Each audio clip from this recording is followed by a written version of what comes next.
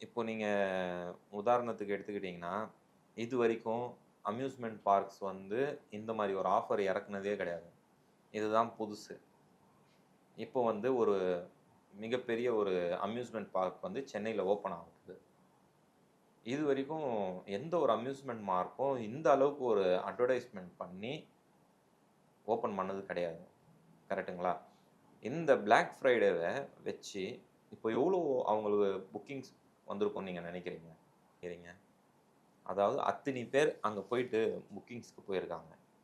Amusement park எப்போ போவாங்க மேக்ஸிமமாக எல்லாரும்? இந்த சீசன் கிடையாது. இது சீசனே கிடையாது அம்யூஸ்மெண்ட் பார்க் போகிறதுக்கு. சம்மர் ஹாலிடேஸில் குழந்தைங்களை கூப்பிட்டு போவாங்க. இல்லை ஹாலிடே டைம்ஸில் ஸ்கூல் லீவ் விடுற டைமில் அப்போது பசங்களை கூப்பிட்டு போகிறது தான் அம்யூஸ்மெண்ட் பார்க். இது என்ன சீசன்? இது சீசனே கிடையாது, அன்சீசன் இது கிட்டத்தட்ட.